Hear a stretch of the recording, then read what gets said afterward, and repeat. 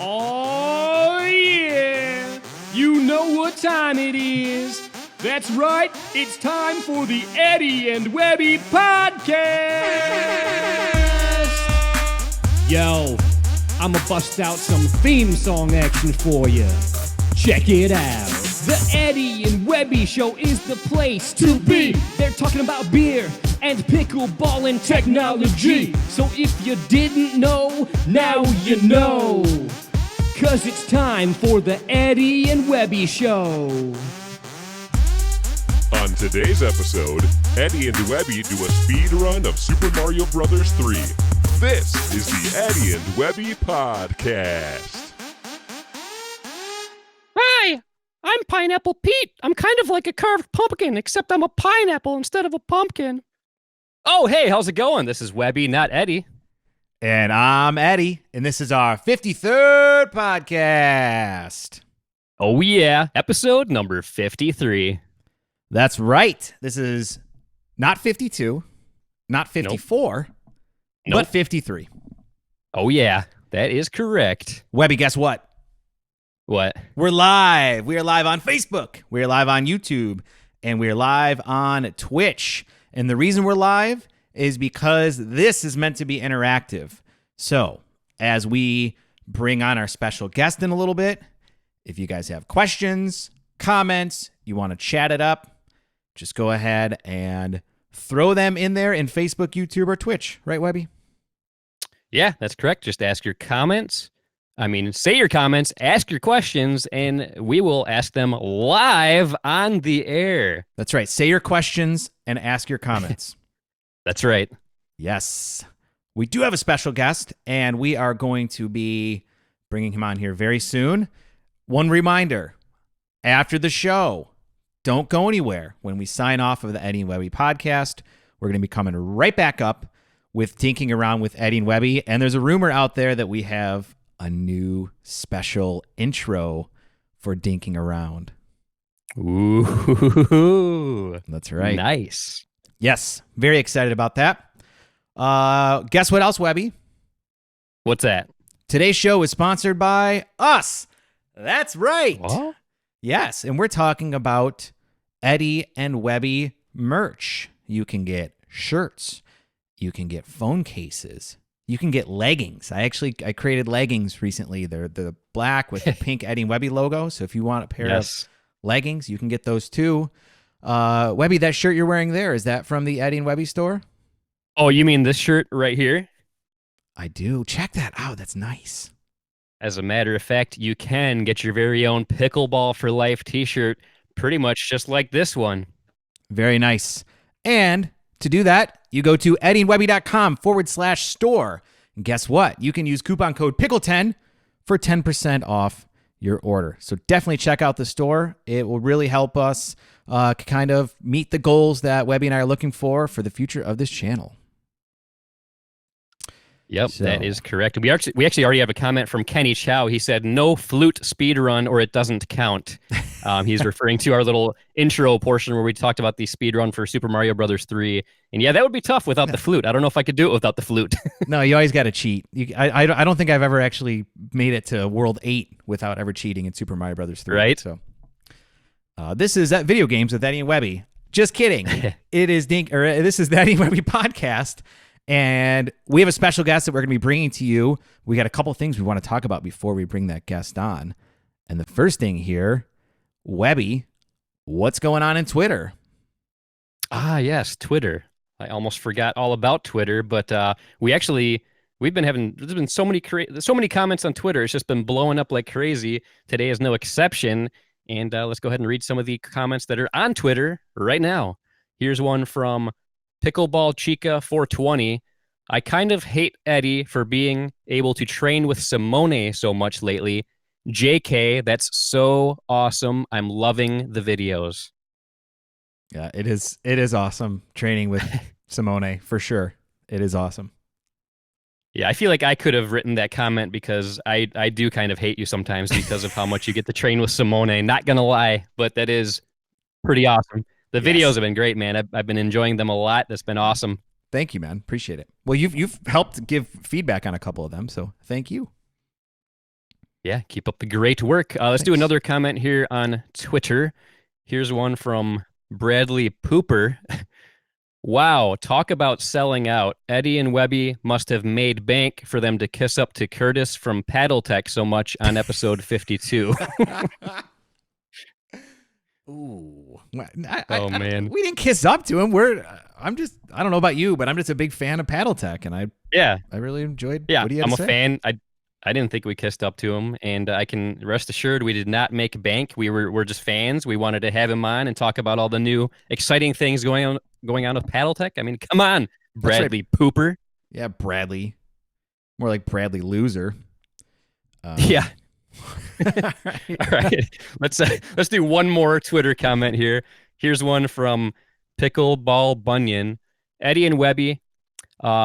Webby recently talked about preparing for his first ever singles tournament. How did that go? Yeah.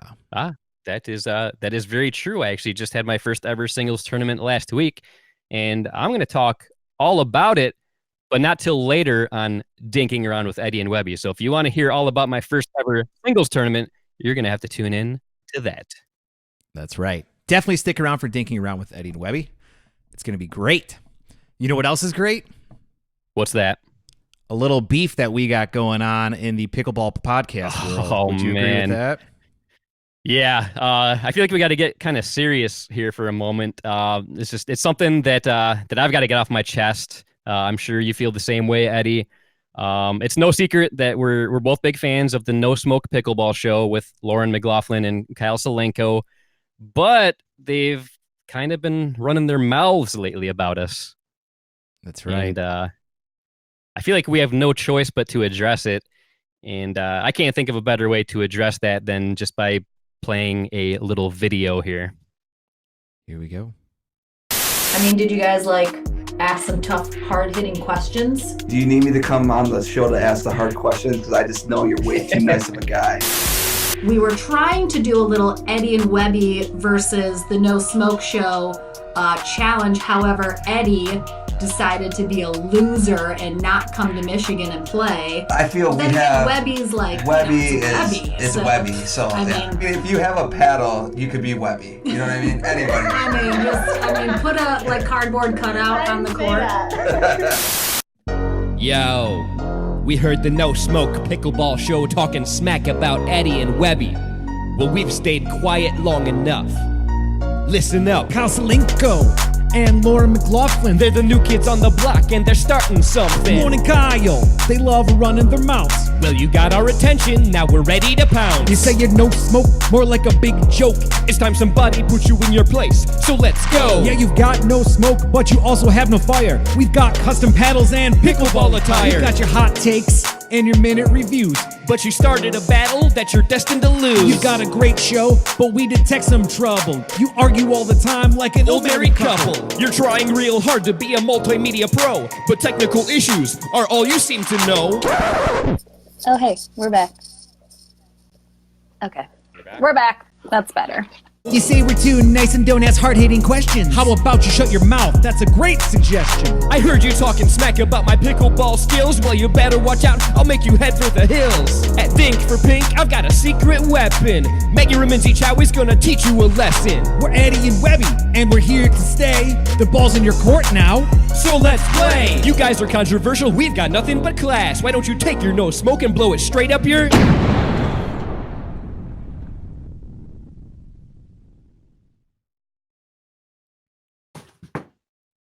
Boom. Yep. It happened. So yeah, I mean, just like we said in the song, Lauren, Kyle, the ball's in your court now, so your move. What do you got? What do you got, guys? I'm actually a little nervous for the retaliation, but hey, what are you gonna do? Yeah, not gonna lie, I'm kind of nervous too. So we'll see what happens. I like it though. Yeah. Well, that was great. Of course, anytime you see anything that creative, just know that it's primarily coming from Webby. I'm just along for the ride. So come on, good job there, Webby. No, that was super fun to work on. It's all in good fun, of course, but super fun. But enough about that. What were Yeah. you going to say? I'm going to say I think it's time. I think it's time that we bring on our special guest for the evening. I've been super excited to be able to have him on the show. Our guest tonight is a very highly decorated and energetic pickleball player who also has a love for the outdoors.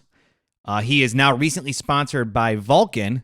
Please welcome to the show, Tyler Loong. What's going on, man? Hey, how's it going? First things first, I need royalties from that song you guys created. That was pretty wild. Yeah, Webby did a pretty good job with that. I was pretty stoked when he sent that to me. I was like, oh man. But I mean, if you're gonna release a diss track, you gotta come hard, right? Yeah, I think that's going to hit the top 10 chart or something like that. I hope so. That would actually be pretty cool if we went to like one of those little machines at the bars with the jukeboxes and type it in and call it like No Smoke diss track and it shows up. That'd be pretty sweet. Yeah. I like Awesome. Well, thanks for having me on. I'm super excited. You guys do a great job and excited to be here. Cool. Well, thanks, man. I'm excited to have you on. I know that I first met you back at the U.S. Open. What was that? Gosh, 6 months ago already? And coming up on the next one. Yeah, that's crazy. I mean, it's already been 6 months. Met you there and said, man, we definitely got to get you on the show. And here we are. Yeah. Yeah. Good stuff. Yeah, man. So many things I want to be able to get into tonight. And, obviously we can't have you on without at least sharing your story about how you first got into pickleball. Yeah. So it's pretty... it's a story that has happened multiple times, but a guy in my neighborhood who lives close by, he knows that I'm a big tennis guy. I come from a big tennis family, everything like that. And so his name is Tyler Sheffield. He's one of the top seniors. He doesn't play as many tournaments nowadays as he used to, but he still plays a lot of rec games. And so he just asked me to come out one time and I played. And from that day, I was hooked. It was a lot of fun. I was able to basically keep up with them. And these guys were at the top in the country at the time. And so I thought, hey, the sport is so much fun. And I'm able to keep up with some of the top players in the game. And so from there, I just started playing almost religiously. I was playing a ton for that first year. I was playing about probably about 3 to 4 times a week, but for 3 to 4 hours or so. And so that first year I was just living and breathing everything pickleball, just straight pickleball. And so that was a lot of fun. All right. So obviously you played tennis prior to pickleball. Can you talk a little bit about that? Yeah, so typical tennis story. Grew up doing all the juniors, national stuff. I started probably at age 8 or so, and then I played all the way up through college. I went to BYU here in Utah, a Division I school, and so that was a lot of fun. Got a lot of experience. It's just a different ball game. But yeah, I mean, having that tennis background, it definitely helps to a certain extent. And so I think in the beginning when I started playing pickleball, that the experience that I had with tennis was able to transfer over somewhat into pickleball. And so that made it somewhat easier for me to get going and kind of learn the ropes and the strategy for pickleball, which is quite a bit different. But in the beginning, it was a lot of fun, and it still is today. Yeah, anytime I'm on the court with former tennis players, I'm always a little bit, I don't want to say jealous, almost envious that they've developed that natural swing in the mechanics that really, in my opinion, helps set them up for success in pickleball, right? And it's a background that Webby and I don't have, and so it's something that as we're learning pickleball, we're also learning our mechanics as well. And I'm assuming that because you played at a Division I college, you definitely excelled at the sport. Yeah, definitely. I think that is true to some extent, but I also think that the beauty of pickleball and what makes pickleball so unique is the fact that there are certain ways to do things, but there are so many funky strokes and forms and swings out there, and a lot of people have success with those. And so there's not exactly a right way to hit a certain ball, in my opinion. And so that's the beauty of pickleball. You see a lot of people coming over from different sports, baseball, tennis, soccer, basketball, football, whatever it is, and they just kind of learn on their own, and a lot of them still have success with it. And so I think that's one of the things that makes pickleball so much fun is that there's not necessarily a 100% right way to do things or not. Yeah. That's cool. Is there a specific tennis stroke or shot or anything that you feel like you excelled at in tennis and now it's helping you with a specific stroke or something in your pickleball game? Yeah, I mean that's a good question. I think a lot has helped me. I think number one is kind of court positioning, just learning how to move in doubles. I mean doubles in pickleball and in tennis, but mostly pickleball is so much about movement, moving with the team, communication, everything like that, and that really helped me. I learned how to move, where to move, everything like that. And then I mean the drives; those are pretty helpful from tennis. I'm able to drive the ball in pickleball, and on thirds that really helps a lot. And then also volleys.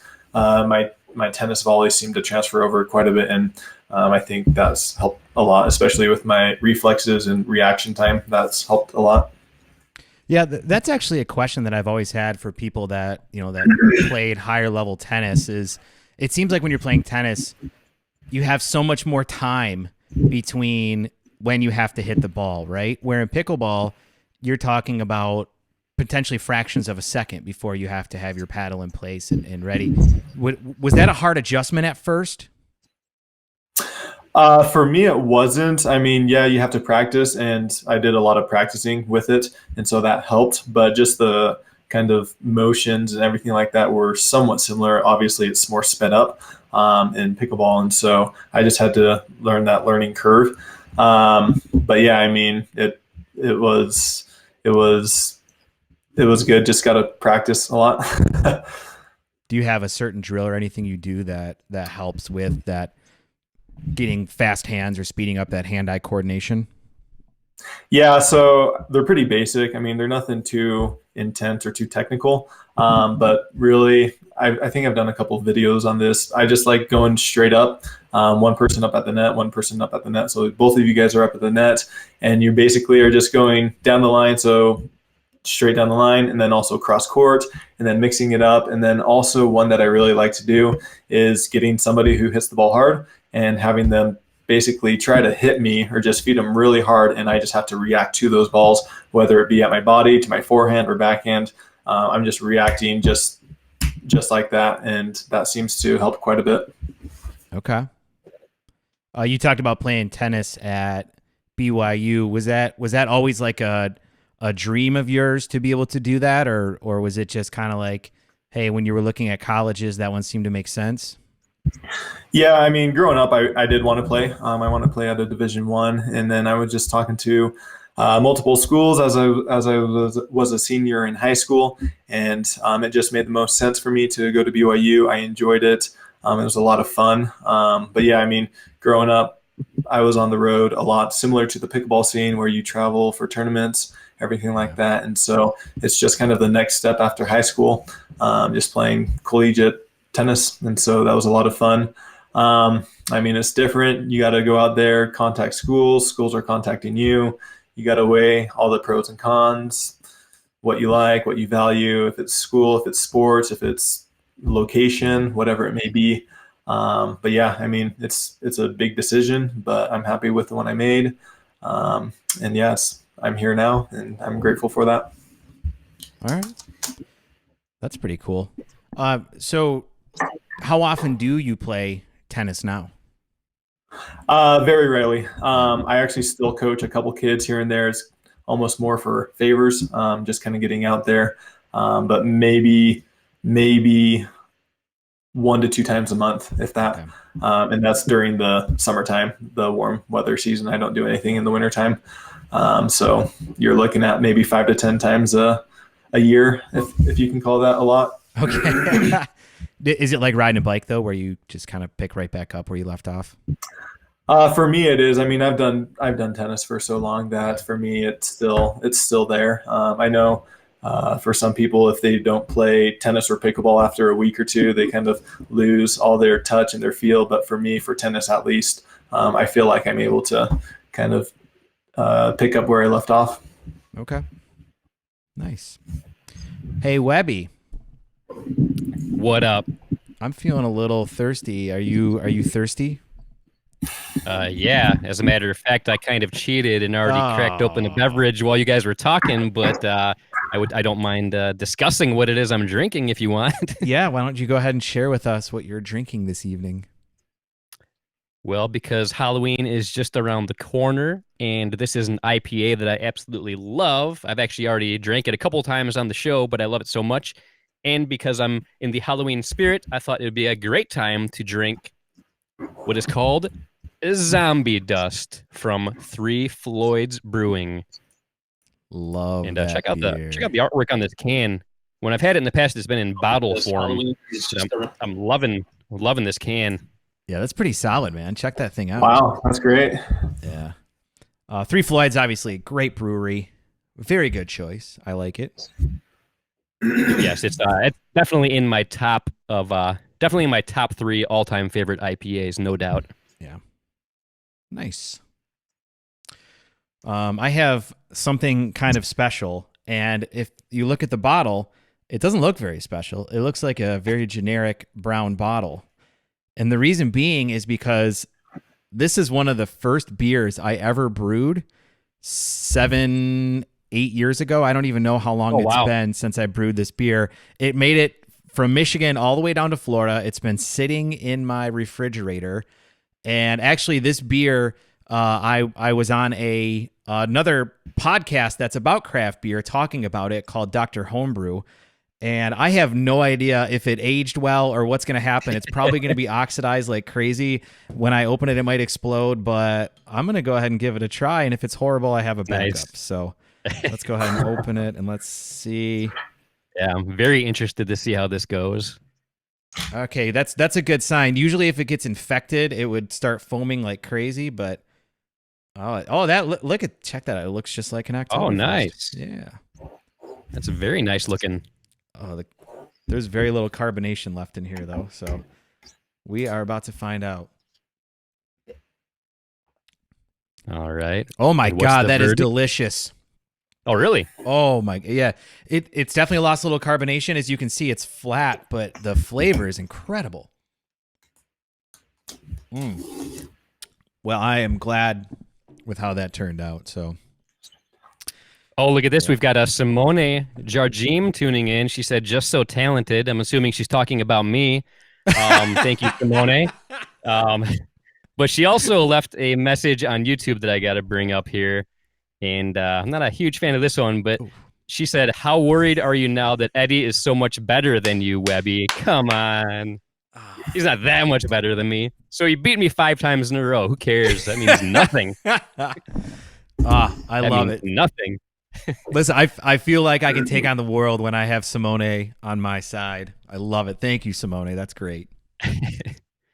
Actually, I feel like you've got more pressure on yourself now to beat me next time we play each other, because I mean, if you end up losing, if and when you end up losing, you're going to be letting Simone down, and that's a lot of pressure. That's a big burden to have. I'm not worried about it. Not worried. But thanks for the comments, Simone. Anything else going on in the socials right now? Somebody, Karen Britton says, we don't give a rip. Let's hear from Tyler. So, all right. Well, thank you, Karen. That's very nice of you. And I do agree, though. Let's hear more from Tyler. All right. Hey, I was enjoying hearing about your guys' stuff. Well, the world doesn't care about Eddie and Webby. They want to hear from Tyler. So, yep, there's the proof. Yeah. Man, well, we kind of left off, Tyler, talking a little bit about you being at BYU, but you're originally from and still currently live in Utah. Is that right? Yeah, so BYU, the college I went to, is about 20 minutes south of where I live, or where I grew up. And now I live about 10, 15 minutes north of BYU, of where I went to school. And so I'm still hanging around in the same area I grew up in. Everything is super familiar. Okay. I like it. But you also lived in California for a little bit, is that right?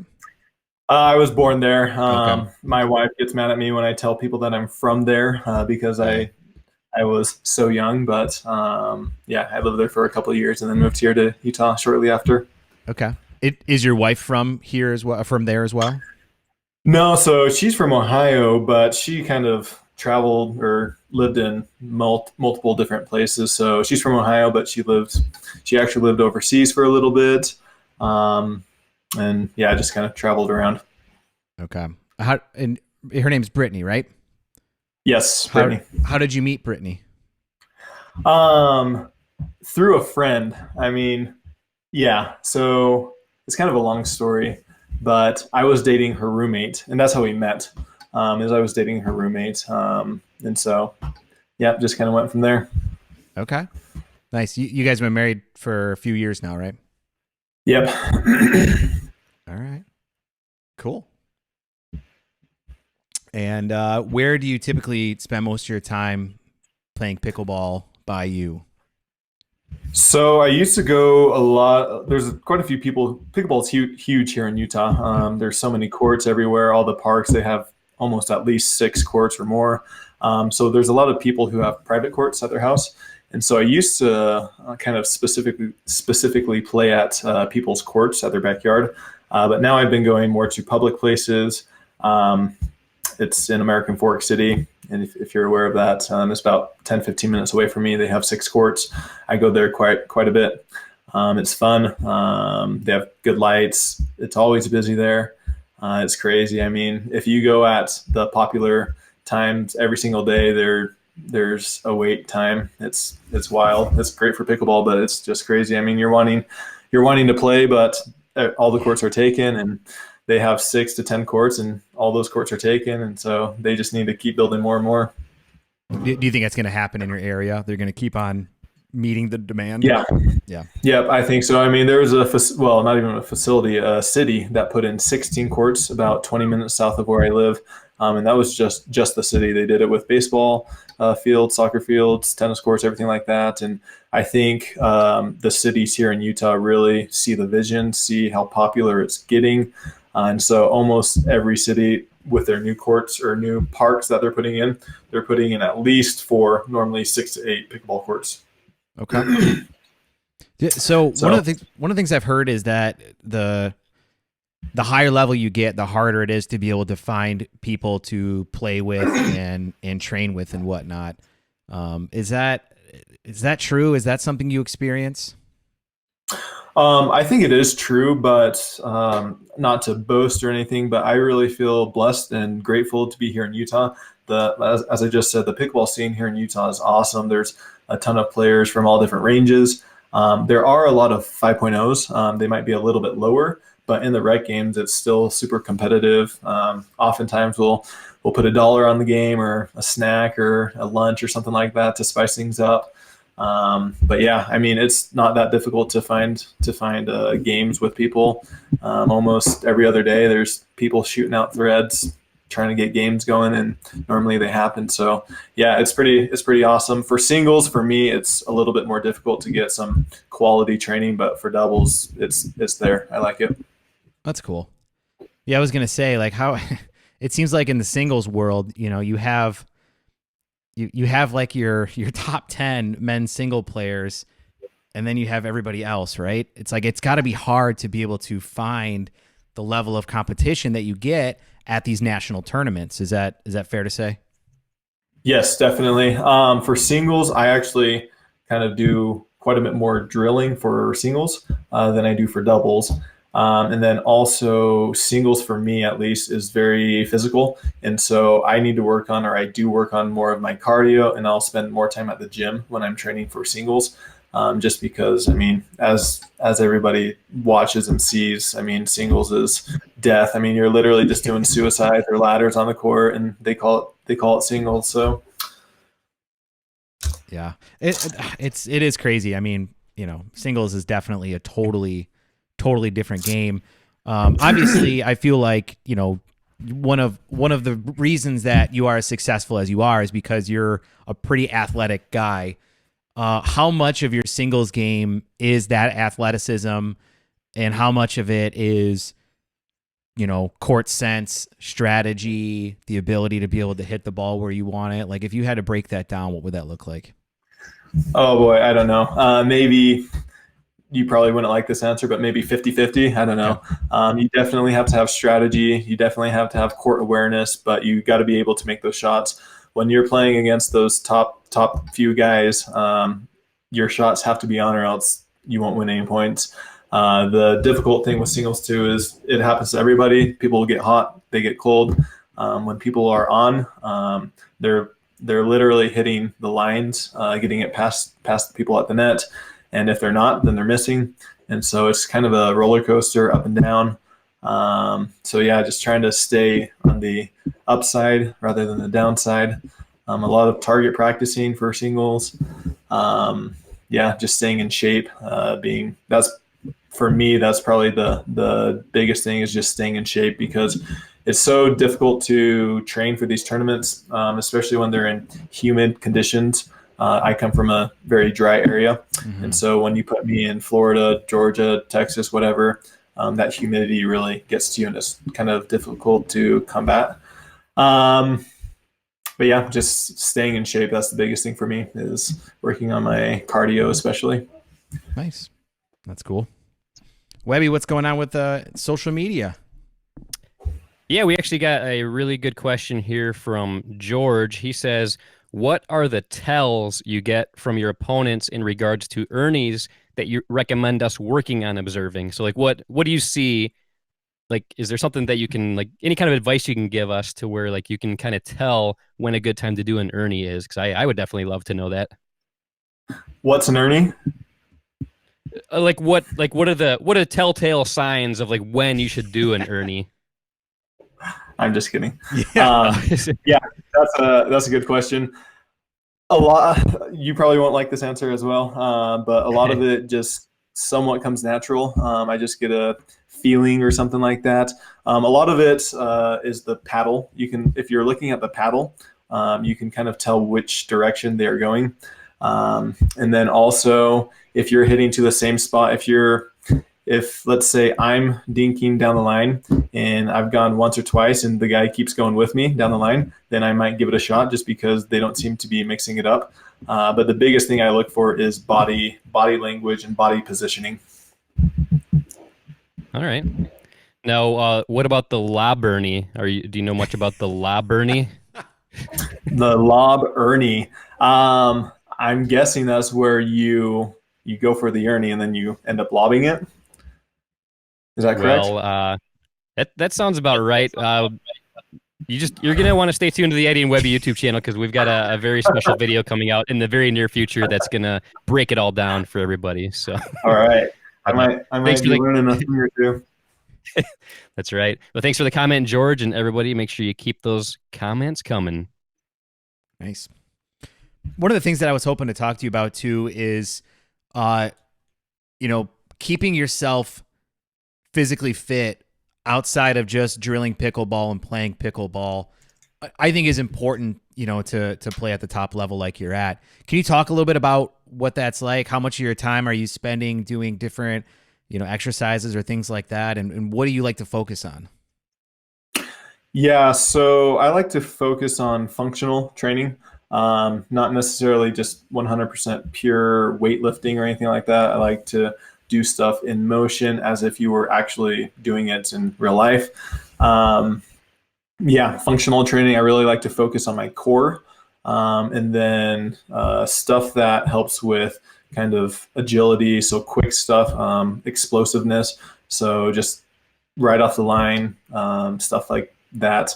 I do a lot of just ladders, kind of agility stuff, jump roping. That's really good. That's probably the best thing that I do for my agility. But kind of all around, I do a lot of different things. I try to mix it up. I won't do cardio every single day. I'll probably do cardio 2 to 3 times a week, and then I'll do more weightlifting, core stuff the other 2 or 3 days. Okay. Now, do you feel like a lot of the other pros that you work with put in that same kind of effort when it comes to focusing on exercise and things outside of pickleball, or do you feel like it's pretty consistent with what you do?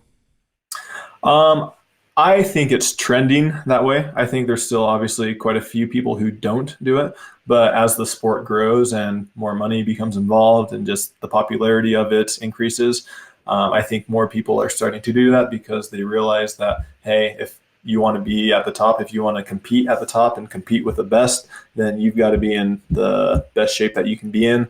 And a lot of habits, the diet, the not working out, that has a negative effect. And so people, if they want to take it serious and they want to have good results, then they're going to have to sacrifice something. Okay. I think it's a great attitude to have. I was actually surprised when I've talked to a few people and they really say they spend the vast majority of their activity on the courts. And I get that. I mean, I understand why. It just seems like when we had Tyson on, he was talking about how he spends, he really makes it he really makes it a priority to focus on doing other types of exercises and things outside of just pickleball. Yeah. Tyson's a great example. I mean, it seems like he's in the gym quite often, and it seems to pay off for him. So that's awesome. Nice. Well, actually, I wanted to talk to you about one thing here, and that's actually about a logo that I saw you posted recently. And here, I'm going to go ahead and pull it up on the screen. Can you kind of talk about this here? Sure. Actually, it's confidential, so just kidding. No, I definitely can.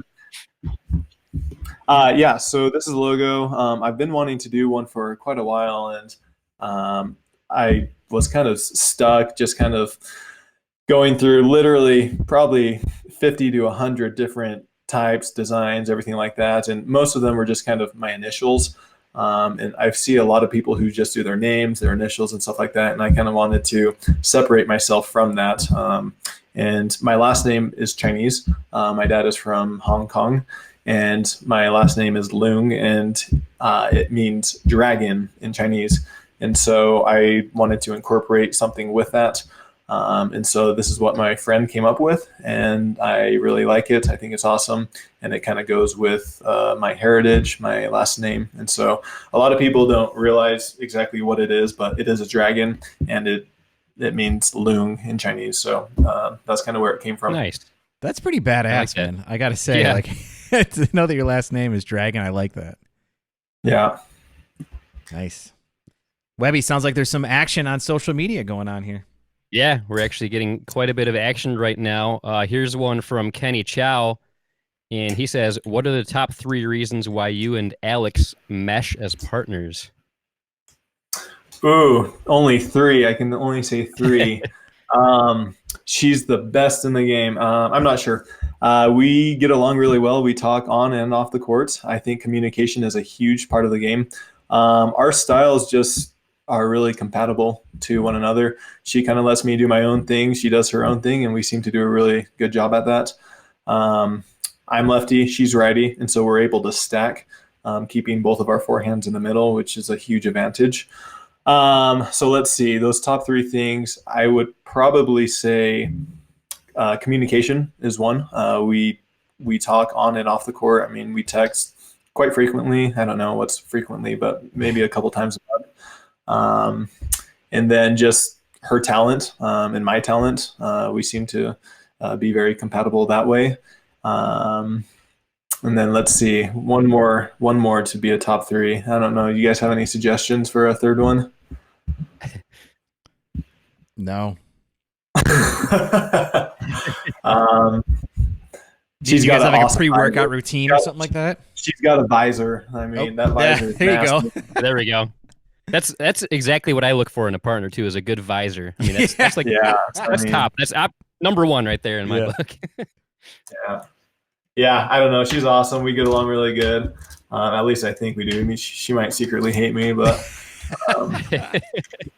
we're playing nationals in 2 weeks together, so that should be fun. Last year we played it, and I think we took 5th or so. I'm pretty sure we took 5th, and so we normally have pretty decent results. But yeah, it's fun. Nice. We got another question here from David Tapp. He says, ask Tyler about all the aspects of the game he learned from David and Kate at IQ Pickleball.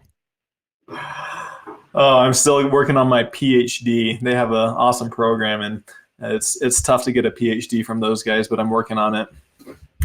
He'll know what I mean, I hope. Nice. And we got another one from Sophie here. She says, do you focus on your diet before a big tournament too, or more just exercise?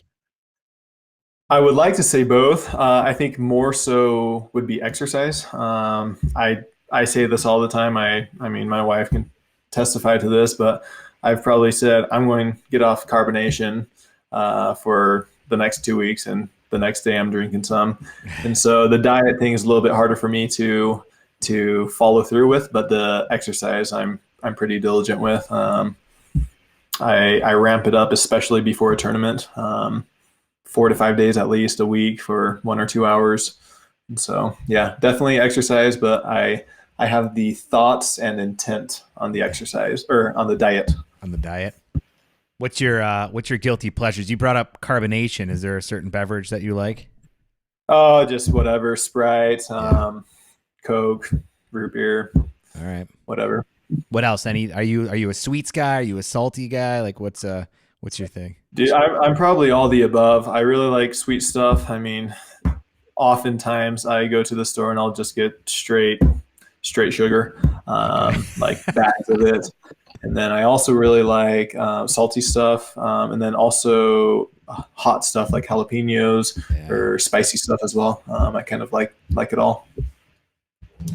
I like that. Kaipo Hurt asked a question. He says, "Is it true ice cream is your night before pregame meal?" I mean, I don't think I make it a priority to do it, but if it's there and I'm wanting some, then I'll probably have some. Yeah. All right. I like it. So far I've heard, Webby, for you and I to get better at pickleball, we need to have jalapenos, carbonated beverages, ice cream the night before we play. Hot Cheetos, everything. Send it your way. Yeah, I'm doing it all wrong, man. I'm trying to eat healthy. I'm trying to drink extra water and get super hydrated. I am doing it all wrong. And I'll send you a goodie bag. Yeah, I like nice. it.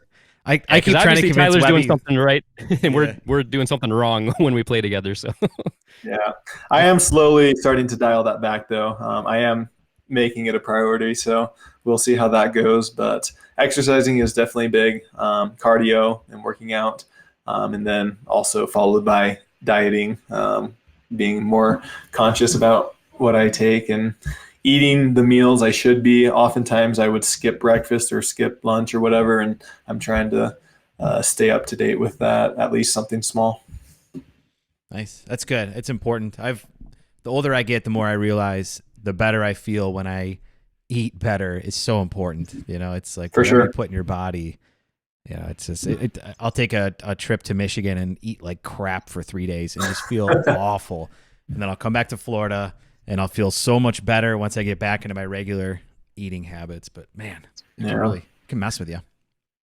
He's making fun of where Webby lives, right? Well, that's where I'm from originally. And when I go back there for work, a lot of times I find that I'm going out every night, eating, drinking, and it quickly adds up. And so, it's just, I feel like down here in Florida, because of the warm weather and you're out and you're exercising every day, it encourages you to want to eat better and live a healthier lifestyle for me. Yeah, definitely. Yeah. Well, something I've been wanting to talk with you about all night here so far is actually, you got the bag in the background. You got it right there on your right chest. We're talking about Vulcan and the new sponsorship, man. That's pretty exciting. Yeah, super exciting. I've had a lot of fun with them. It's a extremely great opportunity. I feel very blessed and grateful to be where I'm at. The team at Vulcan is incredible. They make really good products, so I'm happy to be using their products. I've been with them. I think I officially switched over in August, so I've been with them for just over August, September, a couple months or so. So everything's been great so far. That's really cool. And I had heard about Vulcan a little bit in the past, but it does seem like when you came on board, when Corinne came on board, Gizmo, it was just like, boom, Vulcan came in and it was everywhere, and it was so cool and exciting to see. How was it to be a part of that?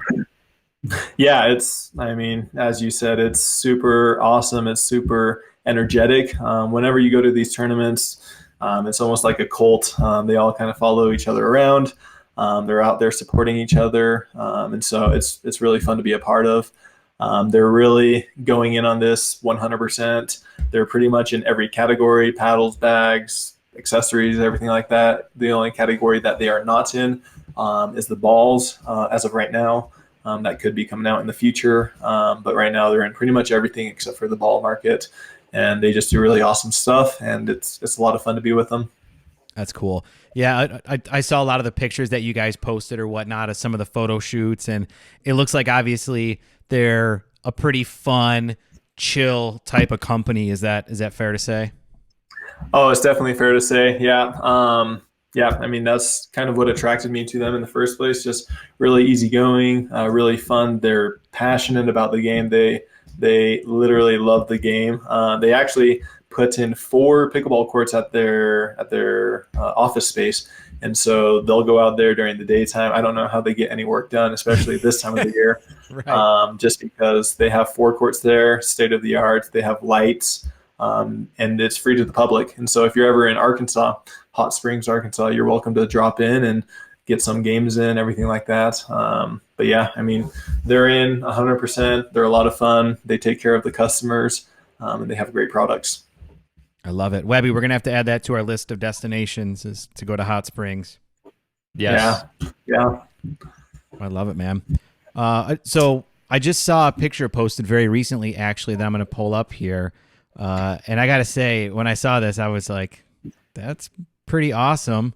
And that's of the new Vulcan V550 hybrid with Nice. nobody other than Tyler Loong on the cover there. Can you talk about this new paddle here? Yeah, so this is the paddle I've been using and I use currently. It's the V550 hybrid, obviously. I really like this paddle. It's the first paddle that I've ever used that is an elongated paddle. I've always wanted to switch over to an elongated paddle, especially for my singles game, just because of singles. I mean, just the shape in and of itself, I'm able to generate more power, more speed, everything like that. And so this paddle is awesome. I feel like I'm able to really drive through the ball and kind of direct it, not kind of just hoping that the ball will go at a certain location, but I want this ball to land in that corner. Boom. Most of the time, hopefully it'll land in that corner. So yeah, I mean, it's my first experience, my first go around with an elongated paddle, but I've had an extremely positive experience with it so far. It's the paddle I'm using. It's the paddle I'll be using at nationals. And so, yeah, only good things I can say about it. Yeah, I like it. I like the colors and the artwork on it too. That's another thing I want to say about Vulcan is I think that it's pretty cool that they have a very consistent look across all of their products, right? They have the black and white logo, and I know that most of their gear and shirts and stuff like that are like that. But then they pop in color, and it's kind of like this contrast that they have of the very bold black and white logo with a lot of color on their paddles and things like that. It's pretty cool. Yeah, I agree. I'm more of a simple guy, and so the less is almost always better. And so I really like companies that have a simple logo, not too much going on. And I think Vulcan, truthfully, their logo is one of the best. And their color schemes across their entire lineup looks really good. And so I really like it. It's a good fit. One more question I had about about Vulcan is actually, so what's the story about where the name came from? I mean, we all know Vulcans, right? Live long and prosper, but where did that come from? Yeah.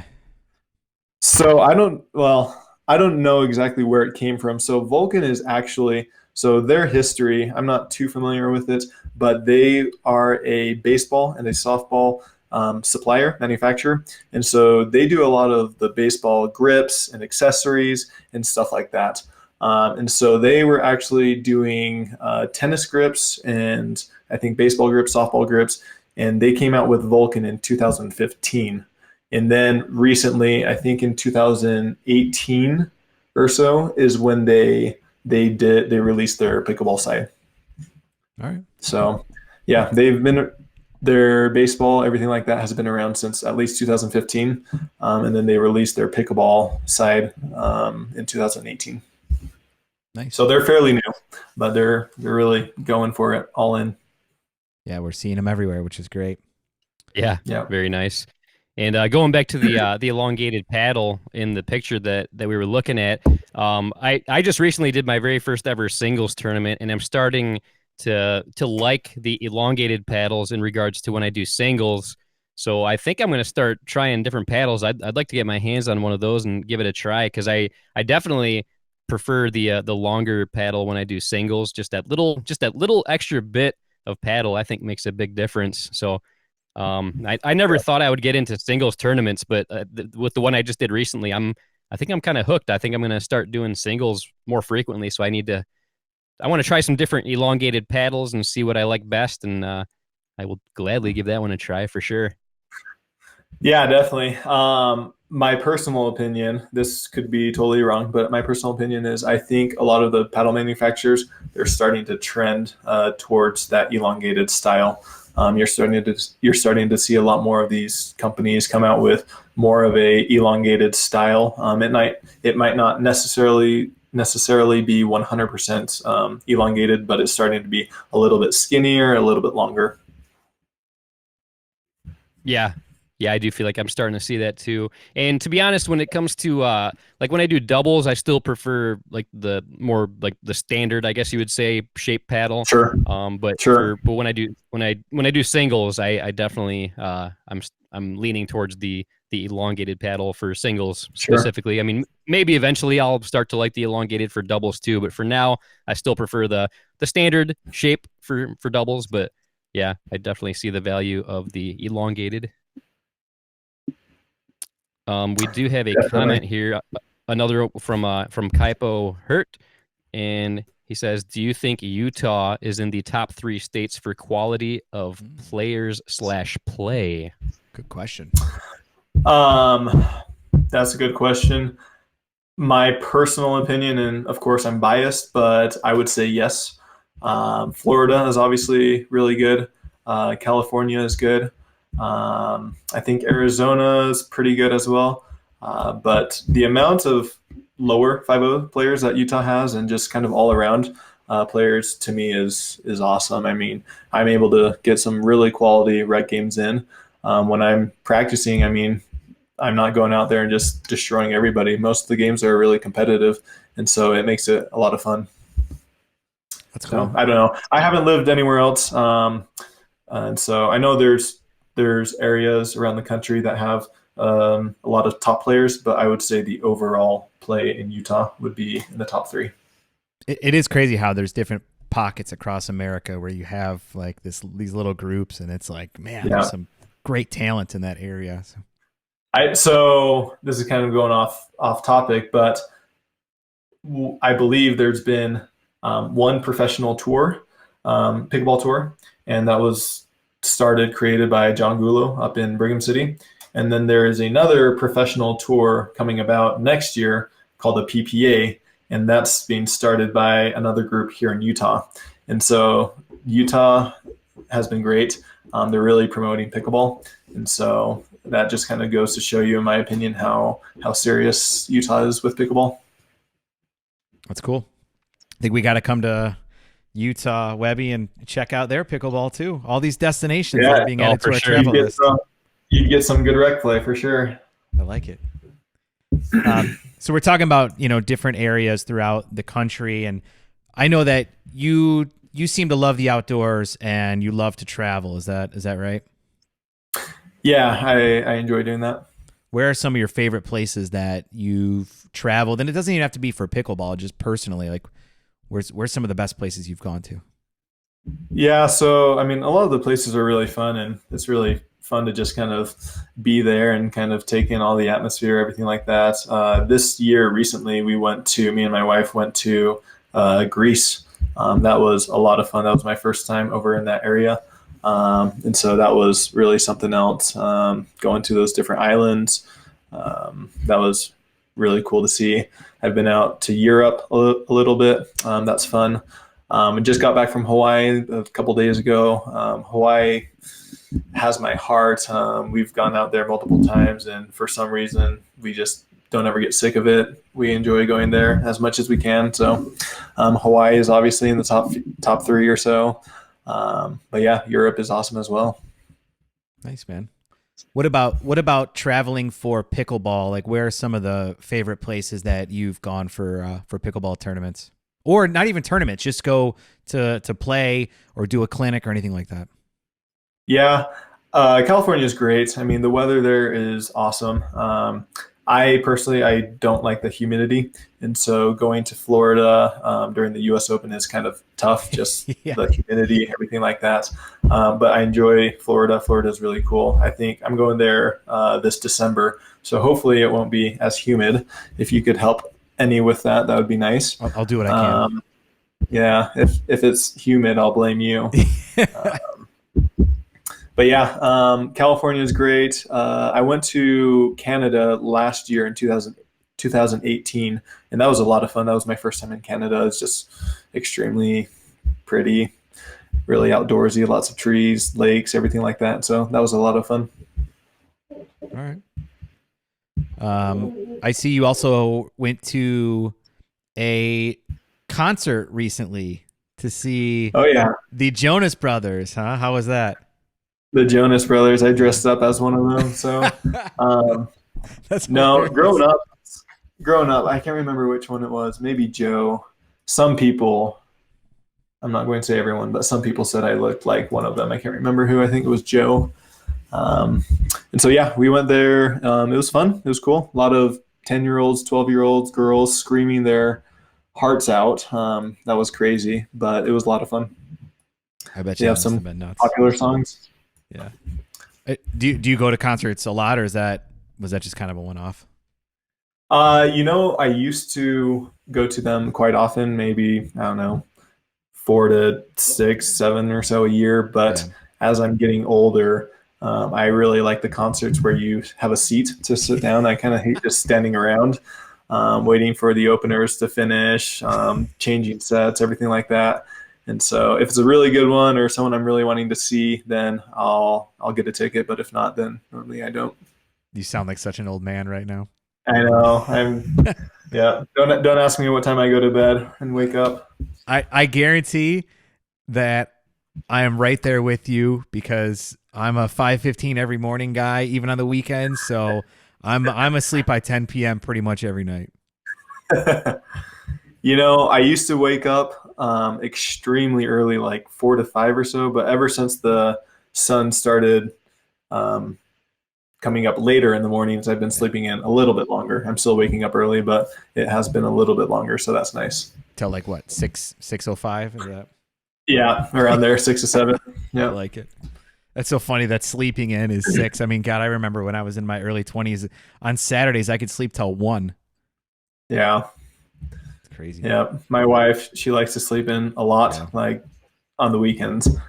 She's sleeping in until 10 or 11, and by then I've done whatever and done a lot already in that day.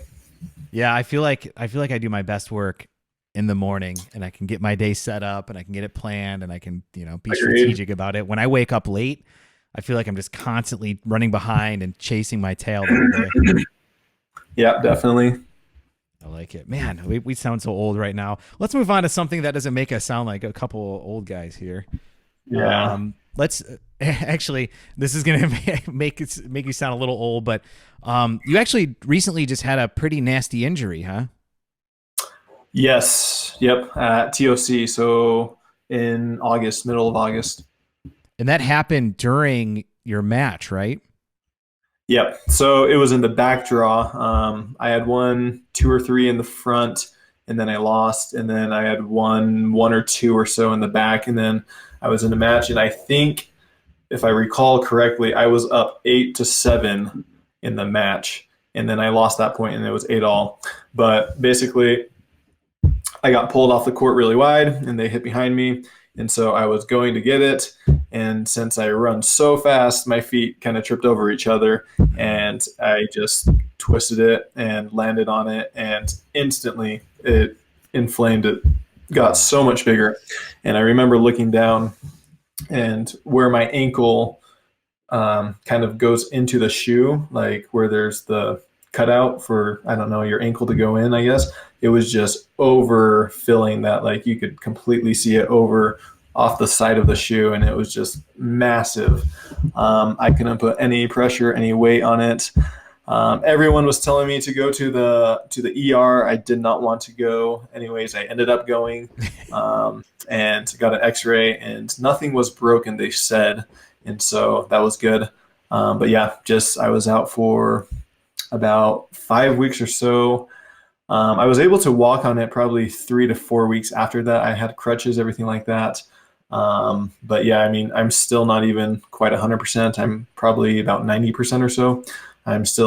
I'm able to run, everything like that, but it's not quite where it used to be at. So yeah, that was probably the worst injury I've had in my entire life. And it was just really sad, disheartening, because that was my first tournament with Vulcan. And I had been trained so hard for that and everything like that. And so I had to pull out of singles, doubles, and mixed doubles, everything like that. I felt really bad for my partners, even though my mixed partner was going to be Alex Hamner, and I think she ended up doing really well. She got a senior partner, and they did awesome. So she's probably happy that happened.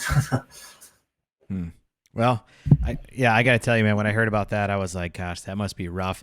You know, it's especially because like this is your life, right? So it's like it would almost be like if you drive a truck for a living and all of a sudden you can't drive a truck for a little bit, right? That's got to be so disheartening.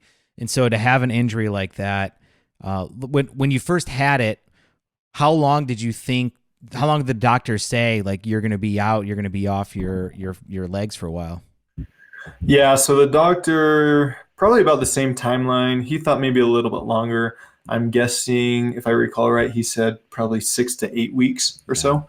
And I'm a super optimistic guy. I honestly wanted to play in the doubles. I thought I could just stand on the court and just let my partners do everything. But I couldn't put any weight on it. And so I had to pull out. And so, yeah, I mean, I went to physical therapy every single day. I was working on it, strengthening it, doing all I could. And I think it was faster than they anticipated. But I would say it was about 4 to 5 weeks to get me to about 80 or 90% or so. Jeez. Well, hopefully you'll get to 100%. I know you said you're still around 90. Hopefully you can get up to 100% here soon, because we got nationals coming up here in a week and a half is when it starts? Yeah, counting down the hours. Yep, it's coming up soon. That's pretty cool. Talk about nationals and then any other upcoming tournaments that you're going to be part of here in the next few months.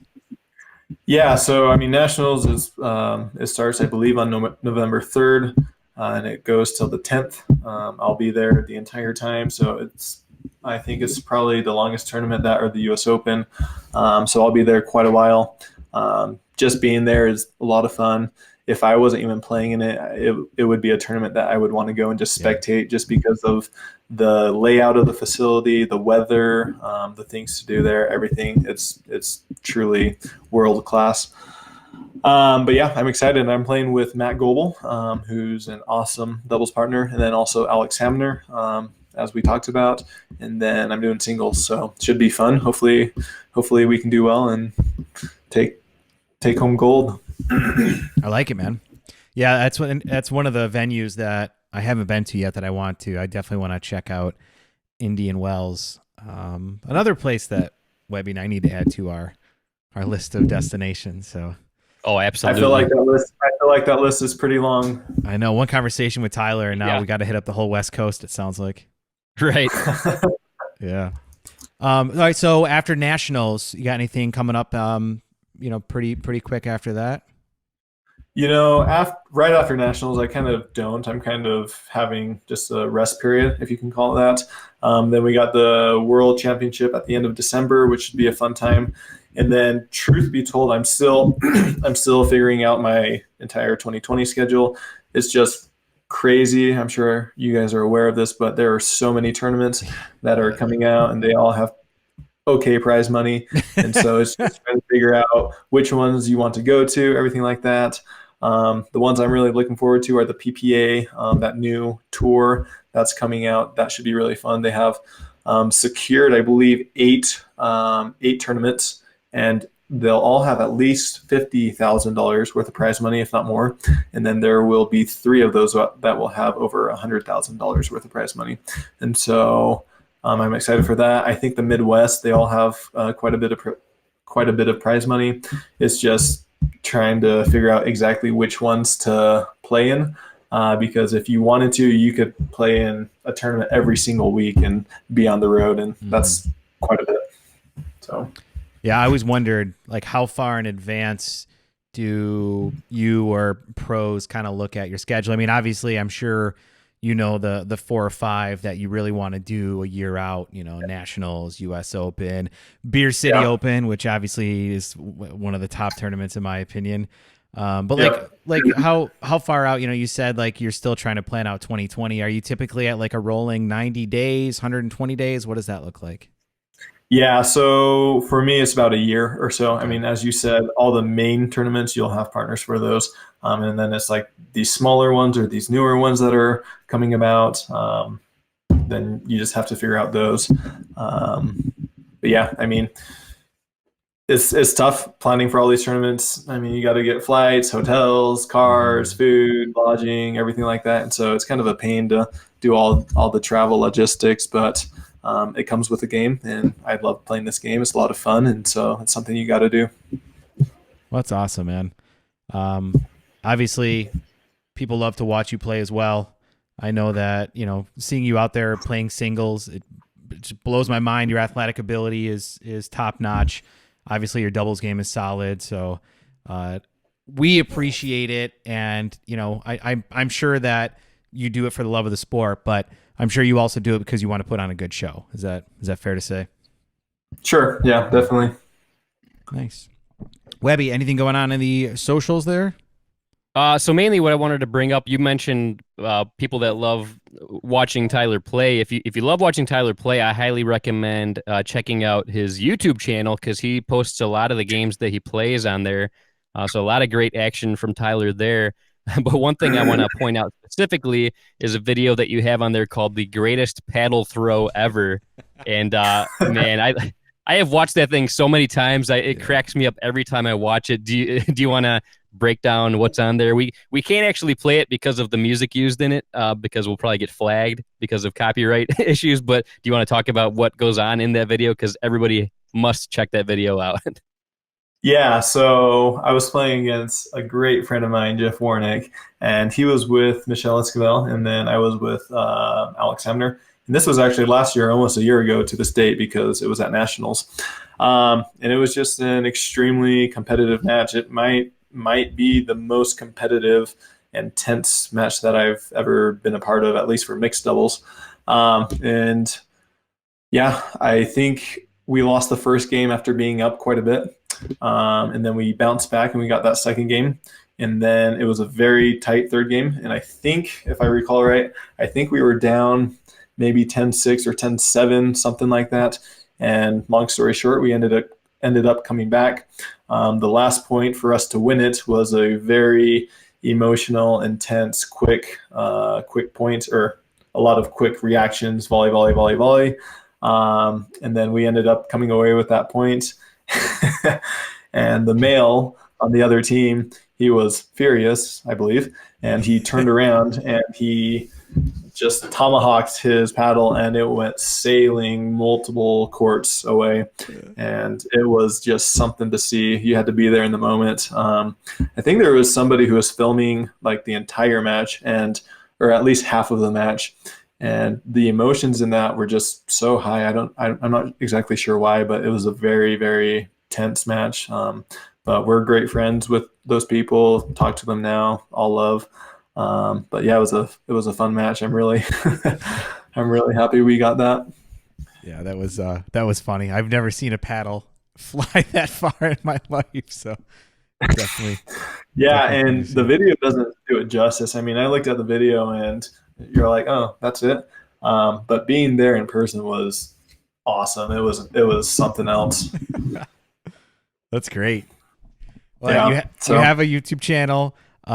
You also are on Instagram, on Facebook. Do you want to share with everybody how they can follow you here? Yeah, so on Instagram, that's the thing that I'm most active on.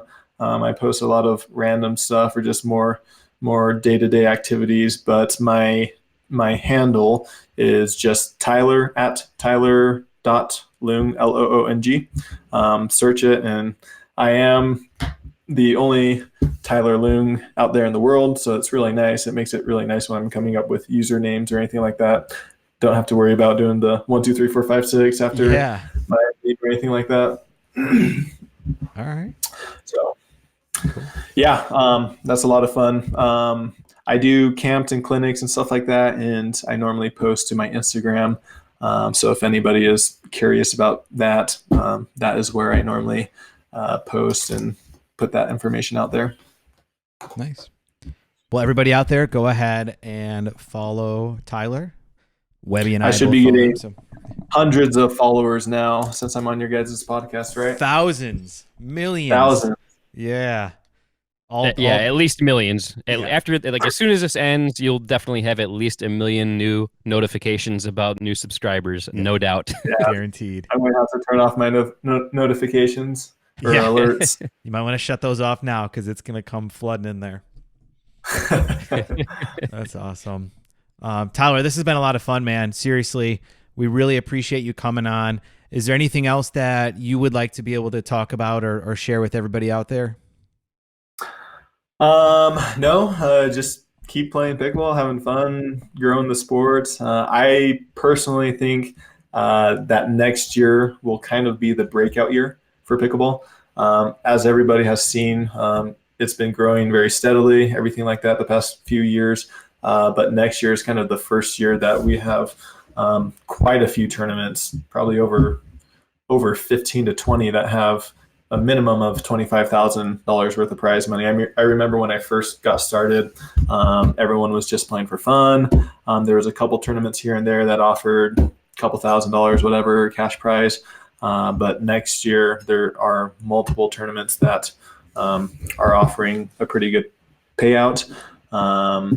A lot of the pros, if you want them to go to their tournament, they're not going to go unless there's a big payout. It's kind of shallow, but it's kind of what they have to do. They can't be spending their time going all around the country if there's no financial benefits to it, because the cost of everything else is so expensive. So just picking and choosing which tournaments to go to. So I'm super excited for the PPA. I'm actually an instructor for them, so I'll be doing clinics up before those big tournaments. And then, I'm just doing my own stuff here in Utah. I'm available for travel. So if anyone's looking for camps, clinics, or whatever, message me. It's a very cheap cost of $50,000 or so. Just kidding.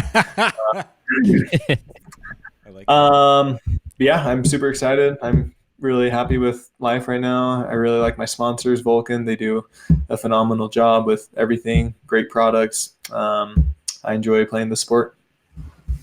Nice, man. Nice. Well, thank you again for being on, Tyler. Seriously, we're honored to have you as a guest. Definitely love what you're doing out there on the pickleball courts.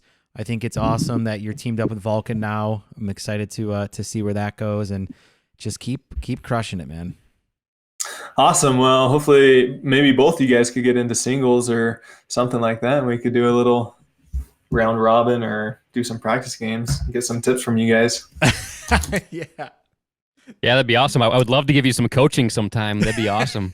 Sure, that would increase my rating as well. Webby can show you how to do the Webby. He has his own patented move that that's right. You'll see what it is soon. Yeah. Awesome. Oh yeah. You're gonna learn about the Webby. You're gonna learn about the Laberni. You're gonna learn about so many great shots coming up very soon. Yes, that's right. The Lob Ernie, that's something that I'll have to stay tuned for, because I'm guessing it's self-explanatory, the Lob Ernie, but it'd be interesting to see that in in person or see it actually executed. I've seen Ernie to drop shots and stuff like that, but Lob Ernie is something new. Yeah, definitely all about the execution. So you'll have to see it in person or on video to like really get the most out of it. Alrighty, awesome. But yeah, let me know about those royalties to that song. That song was fire. So be interesting to see the public's reaction to it as well. Will do for sure, man. We appreciate it. Hopefully we can have you on again here in the future, and we look forward to seeing you at some of these upcoming events. Awesome. Thanks, guys. This was a lot of fun. Thanks. All right. Thanks. We'll talk to you, man. All right. See you later. Another great guest here on the Eddie and Webby show. Yes, that was awesome. Very cool. Getting to learn more about Tyler. That was awesome. Yeah. Super cool. Cool guy. A lot of fun. So chill. It's just like, I love it. I love his demeanor. Gotta love it. Oh yeah, for sure. And something that he mentioned, he talked about how he thinks next year is going to be a breakout year for pickleball because of all the pretty high paying tournaments out there. I couldn't agree more. And actually, the singles tournament I just did last week, they had over $1,500 in cash prizes, and this wasn't even a pro event. Like it was just 3.0 up to like 5.0 and stuff, but it wasn't like an open, and there wasn't like pro level people there, but people like everyday regular people were getting cash prizes. Like if your division had at least 8 teams in it, then they awarded prizes to the top 3 people in each division. Like I love it. That's awesome, man. Yeah. I mean, that is really cool that even at that level, right? I mean, I get it on the pro level, especially because the entry fees to a lot of these pro events are pretty high as well. Right. So I get it from that point, but even on the non-pro level, that's pretty cool. I think what's happening is, in my opinion, is sponsors are really starting to see that pickleball is a great path for them to, get to, to bring people to their product or their service or whatever it is that they're trying to promote. Absolutely. Pickleball it's still a low cost of entry when it comes to what you have to pay for advertising, and it's just going to continue to grow and get bigger and bigger. So yeah, absolutely. And the tournament I'm talking about, it's the Eventus tournament that happened in Grand Blanc, Michigan, and that's what it was. They had numerous sponsors, and the sponsors provided the money for these cash prizes. And I'm not kidding; it was the best swag bag I've ever gotten at a tournament. It had a shirt, it had a hat, it had a whole bunch of little things like it had aspirin, it had BioFreeze for like if you had muscle cramps. Yeah. You had chapstick. Some snacks. I mean, I'm serious. It was the best swag bag I've ever gotten from a tournament, and they had cash prizes. I mean, that's awesome. If tournaments start growing like that, this is going to be awesome, man. To the moon and beyond. Hell yeah. To infinity and beyond. Isn't that That's right. Isn't that what those kids are saying? That is what the kids are saying. And for those of you still watching, we've got still a lot more great content to come, so don't go anywhere. We've got a couple great videos to show you. And one of them is something that somebody actually sent us on Instagram, and this thing was super cool. I was very surprised to see it, and this came from somebody who follows us on Instagram with the handle 002 Picklesaurus Rex, and I think we should go ahead and play that clip right about now.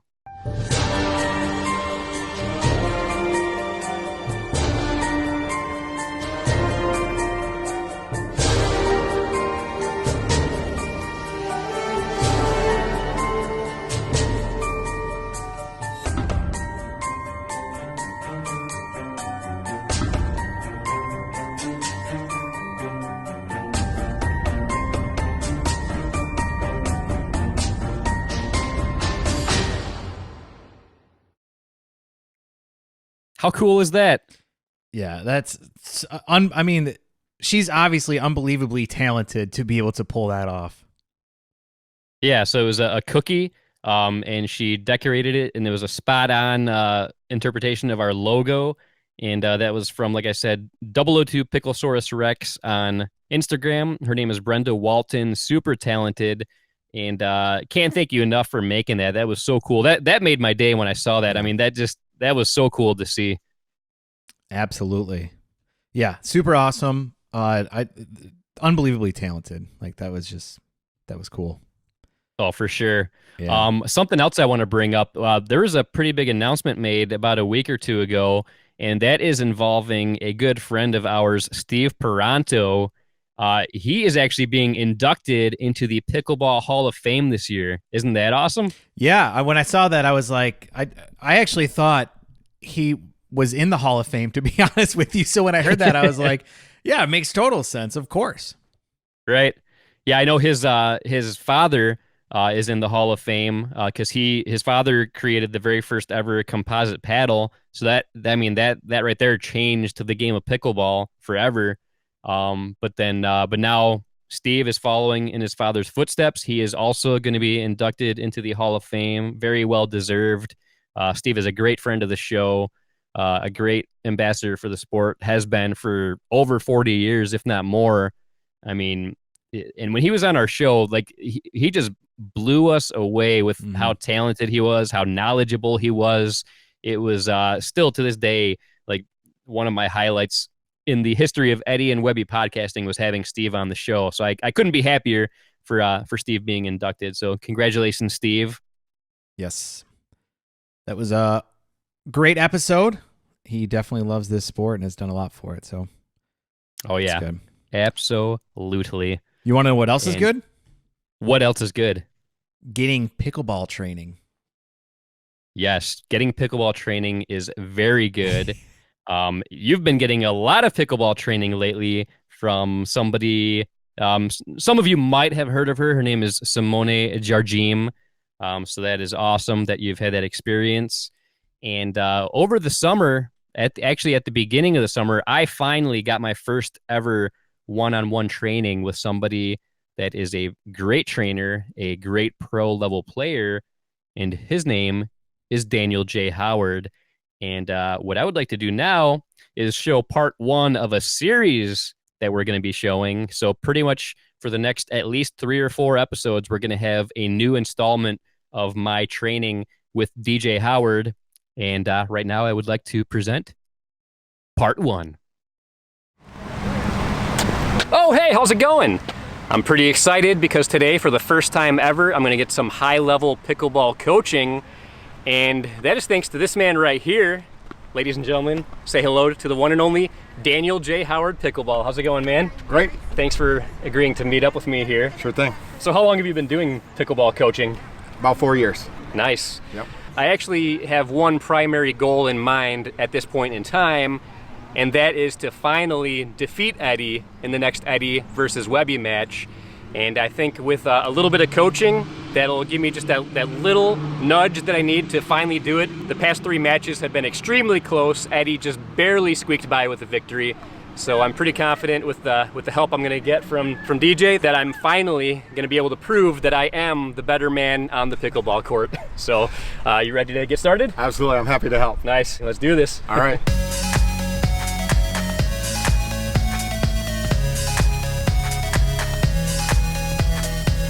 DJ was nice enough to actually watch some footage of me playing some matches. And what did you notice when you watched me playing? Anything I need to work on that stood out to you? Yeah, footwork's important. You tend to crowd the ball a little bit, allow the ball to get in too close, and it's not allowing you to perform as well as you could. You really need to get better stability, balance, and then you have better rhythm hitting your shots. Okay. So that's one of the things we really want to address is the footwork and then the positioning or your posture when you're hitting the ball. Okay. Yeah, definitely makes a lot of sense. Yeah, I'm looking forward to this. Let's go ahead and get started. All right. Here we go. So we're just going back and forth. I mean, nothing fancy, right? But I'm going to move you around. I'm going to challenge you a little bit. And then I'll give you feedback as we go. We want to keep everything as controlled as possible, right? You want to maintain that stability like I talked about. Yeah. But then balance doesn't mean you have to be completely straight up and down, right? If I'm over here, I'm still balanced. Okay. So I can still maintain stability and balance even if the ball is further away from me. And then just keep it simple. There you go, there you go. Always attempting to keep the ball in front of your stance. There's one other thing I noticed is you tend to let the ball get back here a little too far. Okay. If you allow the ball, or if you wait to take your backswing until the ball's bouncing, now you're going to be late. That serve that you missed, remember the guy served it and totally missed? Yeah. Preparation was late, and then subsequently trying to play catch up, and it's not going to work very well. Okay. So you want to prepare a little sooner, keep that ball out in front. That way you're ready to go get it. There you go.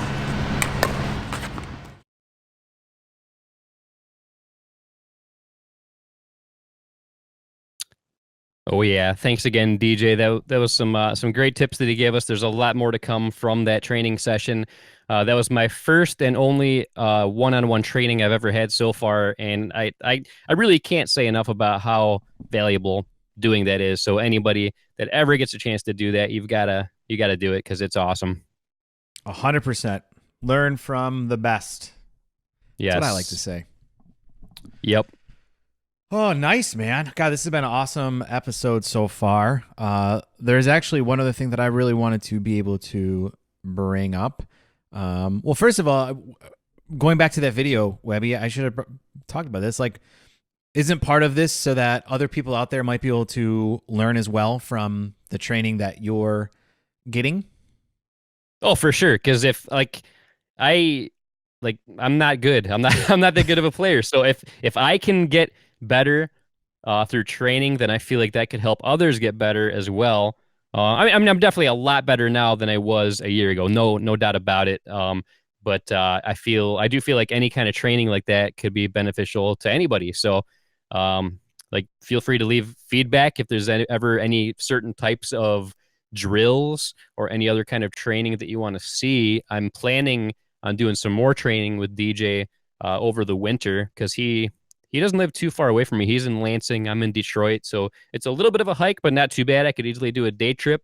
So I'm definitely planning on getting some more training from DJ over the winter. So anybody that wants to see us go over a certain type of shot, certain types of techniques, let us know, and we will gladly record it and show it on a future episode. Very nice. I'm excited to learn from that as well. Do you want to know what else I'm excited about? What? So it's official, and I'm ready to announce it, and I'm super excited about it.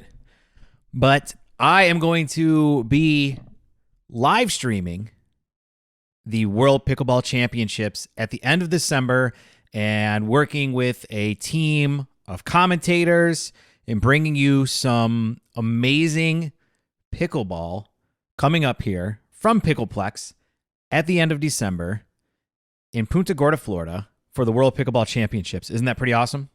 Nice. Yeah, Yes. That's very awesome. I'm a little bummed. Of course, I would have loved for Webby to have been there, but I understand it's right between Christmas and New Year's, and you had some prior commitments, but I do want to talk a little bit about the World Pickleball Championship. Again, it's December 27th through 30th at the Pickleplex, which is an amazing facility. I've already played there a couple times in Punta Gorda, Florida. It's about 30 minutes or so north of Fort Myers. So if you guys fly into Fort Myers, it's a quick drive up there. It's a really cool spot to be. And guess what? Not only can you watch the pros with free tickets, or you can actually pay to get some VIP admission, you can also play in the event. There's going to be age skill. So you can sign up for your age group in the intermediate group or intermediate bracket, which is 3.0 to 3.999 skill set. Or you can also play in the advanced skill set, which is 4.0 to 4.999. Friday, there's going to be gentlemen doubles. Saturday, it's going to be ladies doubles. Sunday, mixed doubles. And Monday is going to be singles. So guys, it would be awesome if this tournament had every single state in the United States represented there. So go out there, register for this tournament, keep an eye out for the live streams that are going to be coming to the world through the internets. And I'm excited to be part of the team that's going to bring it to you. Yeah, that's awesome, man. I am very bummed that I am not going to be able to be there, but yeah, if anybody is able to attend, I highly recommend it, and I will definitely be watching your live streams, no doubt about that. Nice. Well, we appreciate it. This has been podcast episode 53. Webby, is there anything else that you want to be able to talk about here this evening? I just want to point out this comment down below from Sophie. She says a Simone and DJ training mashup would be fire. I agree. And I agree. We also got to awesome throw would that be? Tony from Into Pickle in there. We got to make sure he's brought in because he's also been a huge help as well. Oh yeah. Oh man, can you imagine what if there was a Webby and DJ versus Eddie and Simone match sometime down the road? How epic would that be? Oh man. Maybe we can make that happen. I would love to make that happen. That might have to happen sometime. I feel like the year 2020 is going to be the year of challenges. I like it. Let's just challenge each other at everything.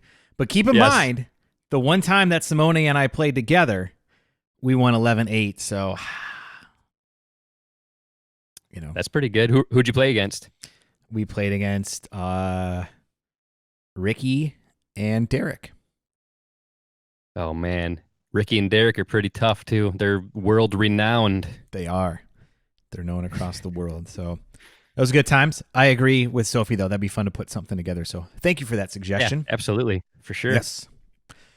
Well, guys, this has been episode 53, which means that there are 53 of you still out there watching, listening, tuning in. And guess what? What? We love all 53 of you out there. So thank you so much. Yes. And on that note, go ahead. I was going to say, we're coming back with Dinking Around with Eddie and Webby. You're not going to want to miss it because we've got a brand new intro that's pretty awesome. So you're not going to want to miss it. I can't believe I forgot about that. Yes, Dinking Around. And guess what? You could be on if you want to be. All you need to have is a good solid internet connection and a smartphone or laptop, preferably with microphone and headphones. If you want to be on, send us a DM on Facebook. And we'll see what we can do to get you on. Right, Webby? Yeah.